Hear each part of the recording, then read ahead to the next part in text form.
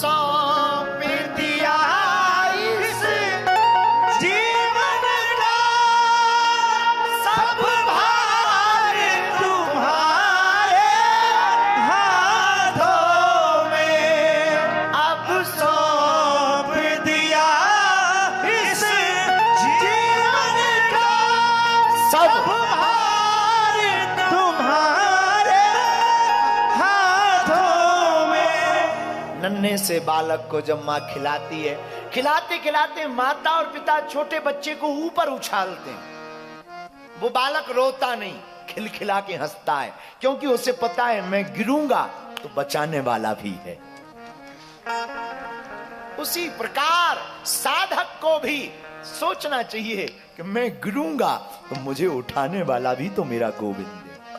इसीलिए कहना चाहिए अब सौंप दिया इस जीवन का सब भार तुम्हारे हाथों। पान पर बैठा व्यक्ति जैसे ड्राइवर पर सब कुछ छोड़ देता है, वो जात पात नहीं पूछता, बैठ जाता है, वैसे ही हम लोगों को भी भक्ति रूपी वाहन में सदगुरु रूपी ड्राइवर की गाड़ी में बैठ जाना चाहिए और उस गुरु के ऊपर अपने आप को छोड़ देना चाहिए और कहना चाहिए है जीत तुम्हारे हाथों में। और फिर कहना है हार तुम्हारे हाथों में। यहाँ कोहरा बहुत है, कोहरे से हमें याद आया, जब बहुत घना कोहरा होता, कुछ दिखता नहीं, और हम लोग जब गाड़ी चलाते हैं तो हम लोगों की एक आदत होती है,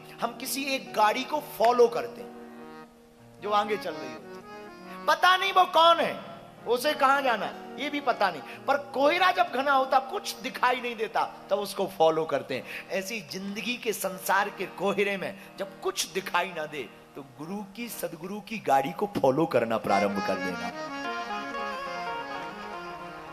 परिणाम फिर उससे कहना भी सदगुरु से है जीत तुम्हारे हाथों में, है हार तुम्हारे हाथों में। अब सौंप दिया इस जीवन का सब भार तुम्हारे हाथों में। मुझ में तुझ में बस भेद यही, मुझ में तुझ में बस भेद यही। भगवान पूछे क्या भेद है?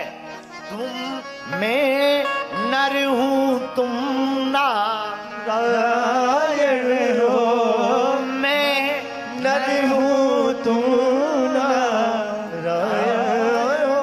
और कहना ठाकुर मैं हूं संसार के हाथों में, मैं हूं संसार के हाथों में। संसार तुम्हारे हाथों में। अब सौंप दिया इस जीवन का सब भार तुम्हारे हाथों में। जैसे विवाह करके स्त्री जब अपने पति के घर आती है तो वो सर्वस्व त्याग करके आती है, फिर वो मायके का सब कुछ त्याग कर आती। वो 20 वर्ष का आंगन, वो पिता की छत्र छाया, वो माँ की लोरियां, वो माँ की ताने, वो भाई का प्यार, वो रक्षाबंधन का त्योहार, वो दीपावली की खुशियां, वो होली की रंगोली, वो सब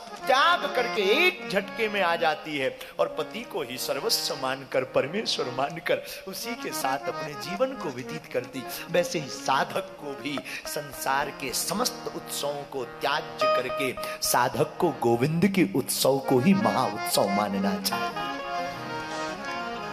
गोविंद के उत्सव कौन है? सब दिन गोविंद का उत्सव है। हमसे कोई पूछे कि आप कहते हैं उत्सव मत मनाओ, हम मना नहीं कर रहे, तुम उत्सव मनाओ पर तुम्हारे उत्सव में हमारा गोविंद छिपा हो। तुम नाचो पर तुम्हारा नृत्य संसार के लिए ना हो, तुम गाओ पर तुम्हारा गायन दुनिया को रिझाने के लिए ना हो, तुम खाओ पर जीने के लिए मत खाओ। तुम्हें खाना ही है तो गोविंद की तृप्ति के लिए खाओ।